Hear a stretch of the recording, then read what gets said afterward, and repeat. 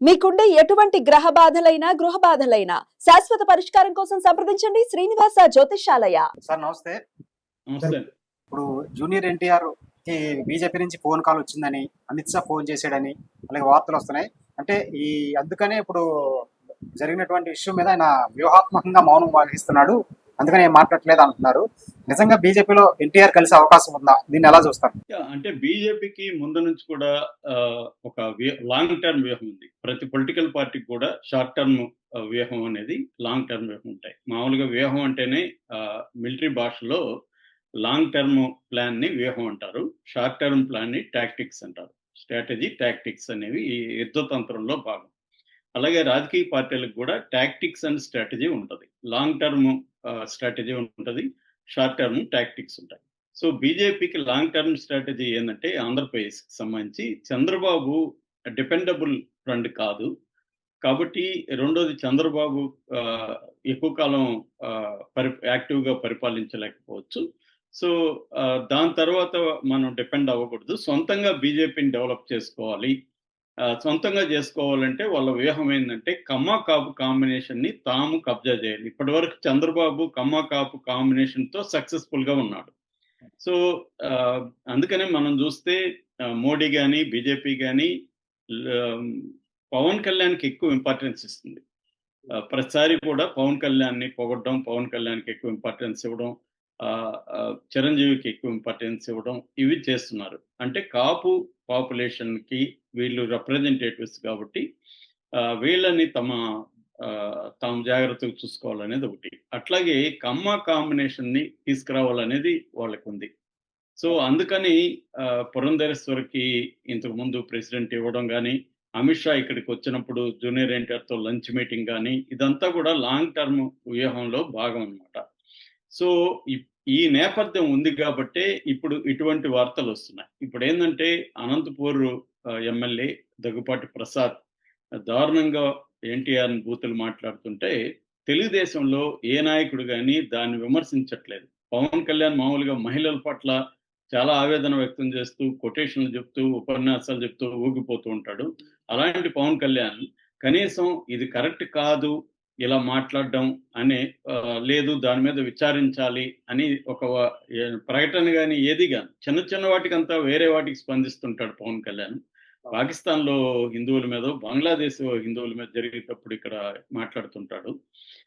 ఇంకా వైసీపీ దాంట్లో అయితే చెమ్మ చిట్టుకుమన్నా కూడా పవన్ కళ్యాణ్ బయలుదేరి వెళ్ళి కార్ల మీద కూర్చొని పెద్ద హంగామా చేసేవాడు.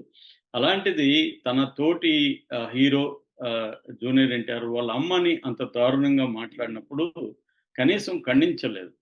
సో అట్లాగే తెలుగుదేశంలో కూడా ఎవరు దీని మీద బహిరంగంగా ఇప్పటి వరకు ప్రకటన ఇవ్వలేదు. అతను సరి చెప్పాడు, అయిపోయింది. అది కూడా అతను నేను చేశానని ఒప్పుకోవట్లేదు, అది ఫేక్ అంటున్నాడు. కనీసం అతను ఫేక్ అన్నప్పుడు దాని మీద విచారణకు ఆదేశించామన్నా చంద్రబాబు అనాలి. చంద్రబాబు అనట్లేదు. లోకేష్ మౌనంగా ఉన్నాడు. లోకేష్ మొన్ననే అన్నాడు, మహిళల్ని కించపరిచే విధంగా సినిమాల్లో మీరు చేయకండి అని మా సినిమా వాళ్ళకు బోధించాడు. మంచిదే, మహిళల్ని కించపరచడం, మహిళల్ని కాదు ఎవరిని కించపరచకూడదు, కానీ మహిళల్ని కించపరచకూడదు అని ఆయన ప్రత్యేకంగా చెప్పడం మంచిదే. మరి ఇక్కడ మహిళనే కదా కించపరిచాడు. వాళ్ళ మదర్ని కించపరిచినప్పుడు మాత్రం లోకేష్ మన జూనియర్ ఎన్టీఆర్ గట్టిగా ఖండించలేదు, అది సరిపోదు ఆ డోసు అని అంతా విమర్శించారు. కనీసం జూనియర్ ఎన్టీఆర్ అప్పుడు ఖండిస్తూ వీడియో చేశాడు. ఇప్పుడు అసలు వీళ్ళేమి మాట్లాడట్లేదు కదా. చంద్రబాబు ఆగ్రహం లేకపోతే అసంతృప్తి వ్యక్తం చేసినట్టుగా వార్తలు రాస్తున్నారు తెలుగుదేశం మీడియా. మరి ఆయన ఎందుకు ప్రకటన ఇవ్వట్లేదు నిజంగా అంత ఎక్స్ప్రెస్ చేస్తుంటే? కాబట్టి క్లియర్గా ఏంటంటే, ఈ ప్రభుత్వంలో ఎమ్మెల్యేల అరాచకాలు, మంత్రుల అరాచకాలు అన్ని చోట్ల పెరుగుతున్నాయి. మొన్ననే మనం చూసాం, 2 ఎమ్మెల్యేలు స్త్రీల పట్ల ఎలాంటి వీడియోలు చేశారో, వాళ్ళ మీద ఇప్పటి వరకు ఎటువంటి చర్యలు కానీ, బహిరంగ ప్రకటనలు కానీ ఏమీ లేవు. అంటే అదేదో అంటారు కదా, కుక్క తోక అని ఊపుతుందా, తోకే కుక్కను ఊపుతుందా అని. అట్లాగే ఎమ్మెల్యేలు ప్రభుత్వాన్ని నడుపుతున్నట్టుగా ఉంది, కానీ ప్రభుత్వం ఎమ్మెల్యేలని ఆజమాయిష్ చేయడం కానీ ఏమీ లేదు. ఇందాక ఒక వీడియో చూసాను నేను. ఆయన సిపిఎం గఫూర్ అని ఉన్నాడు, రాయలసీమ నాయకుడు. ఆయన చెప్తున్నాడు, అనంతపురం జిల్లాలో ఒక రాయదుర్గం, హిందూపూర్ తప్ప నెక్స్ట్ టైము తెలుగుదేశం ఎక్కడ గెలవదు, కూటమి ఎక్కడ గెలవదు, ఎందుకంటే వీళ్ళ భయంకరమైన అరాచకాలు. ఆ వాయిస్ ఖచ్చితంగా ఆయనదే అని కూడా ఆయన చెప్తున్నాడు. ఇది ఎక్కడ చెప్పాడంటే ఆయన ఏబిఎన్ ఛానల్లో చెప్తున్నాడు. అంటే తెలుగుదేశం సంబంధించిన ఛానల్లోనే చెప్తున్నాడు. సో తర్వాత ఒక మంత్రి ఎక్కడికైనా విజిట్ చేయాలంటే ఆ ఎమ్మెల్యే పర్మిషన్ తీసుకోవాలని చెప్తున్నాడు ఆయన. అంటే మంత్రి తన శాఖను రివ్యూ చేయాలంటే కూడా లోకల్ ఎమ్మెల్యే పర్మిషన్ లేకుండా చేసే పరిస్థితి లేదని. సో ఇది ఇటువంటి ఒక దుస్థితి నెలకొన్నప్పుడు జూనియర్ ఎన్టీఆర్ ఏం చేస్తాడు? సో జూనియర్ ఎన్టీఆర్ ఎంతకాలం ఇలా అవమానాలకు గురవుతూ, ఎందుకంటే నందమూరి ఫ్యామిలీ నుంచి ఒక చిన్న ప్రకటన రాలేదు ఇప్పటి వరకు, ఇటు నారా ఫ్యామిలీ నుంచి రాలేదు, రాజకీయ పార్టీల నుంచి కూడా ఎక్కడ ఆయనకి మద్దతుగా ఖండన కానీ ఏం రాలేదు. సినిమా ఇండస్ట్రీ కూడా పెద్దగా స్పందించట్లేదు. సో ఈ నేపథ్యంలో ఖచ్చితంగా అతని మీద ఒక ప్లాన్ ప్రకారం దాడి జరుగుతుంది. లోకేష్ ఆజ్ఞ లేకుండా, లోకేష్ అనుమతి లేకుండా ఒక ఎమ్మెల్యే లోకేష్ పేరు చెప్పి లోకేష్ సార్ని ఇలా అన్నాడంటే వాడు డాష్ డాష్ అని మాట్లాడి చేశాడంటే ఖచ్చితంగా ఇది లోకేష్ అనుమతి లేకుండా, లోకేష్కి తెలియకుండా జరుగుతుందా అనేది అందరికీ డౌట్ ఉంది. ఎందుకంటే ఎప్పటికైనా లోకేష్కి డేంజర్ ఎక్కడి నుంచి వస్తుంది అంటే జూనియర్ ఎన్టీఆర్ నుంచి వస్తుంది. ఎందుకంటే అసలైన వారసుడు జూనియర్ ఎన్టీఆర్, పెద్ద ఎన్టీఆర్, సీనియర్ ఎన్టీఆర్, లోకేష్ కాదు. లోకేష్ మదర్ అంటే మాతామహుడు అంటారు కదా, అట్లా రూపంలో వస్తుంది. మనకి ఏంటంటే పెట్రియార్కల్ సొసైటీలో ఫాదరే అసలైన ఇది అనేది మనకుంది. అది కరెక్టా కాదని చర్చ కాదు, ఇక్కడ జనరల్ గా వచ్చే ట్రెడిషన్. అందుకని రెండోది ఏంటంటే ఇతనికి జూనియర్ ఎన్టీఆర్ సీనియర్ ఎన్టీఆర్ రూపంగానే హావభావాలు ఇవన్నీ ఉండడం కూడా ప్లస్ అవుతుంది. అందుకని చాలా మంది సీనియర్ ఎన్టీఆర్ అభిమానులంతా కూడా జూనియర్ ఎన్టీఆర్ కూడా అభిమానంగా ఉంటారు.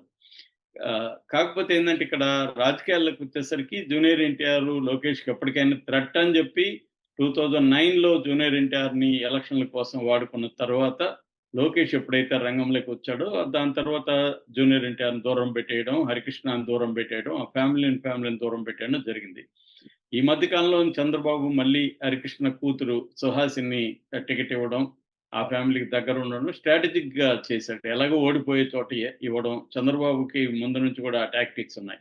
అంటే ఇచ్చినట్టు ఉంటది కానీ దానివల్ల ఏం ఉపయోగం ఉండదు, ఎలాగో ఓడిపోయే సీటు.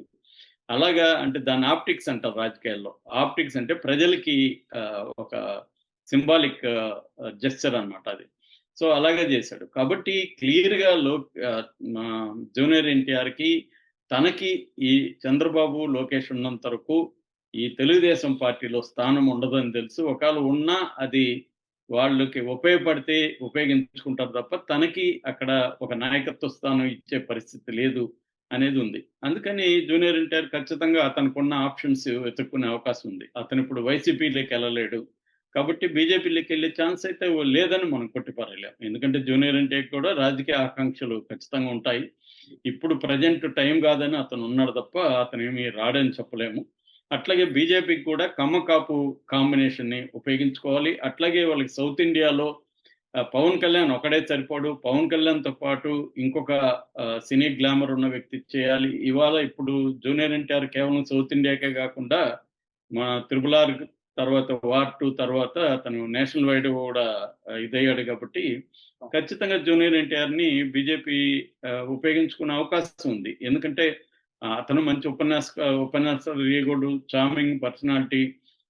సో ఖచ్చితంగా బీజేపీకి ఉపయోగపడగలడు. ఇక్కడ కూడా రేపొద్దున చంద్రబాబు తర్వాత లోకేష్ కి కమ్మ సెక్షన్ ఎంత సపోర్ట్గా ఉంటుందో తెలియదు. ఎందుకంటే చాలా మంది సీనియర్ నాయకులకి లోకేష్ పడదు.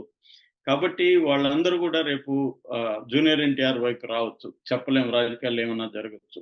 కాబట్టి జూనియర్ ఎన్టీఆర్ వర్సెస్ లోకేష్ అనే ఒక బ్యాటిల్ గాని మొదలైతే జూనియర్ ఎన్టీఆర్ కి ఎక్కువ ముగ్గు పడే అవకాశం ఉంది.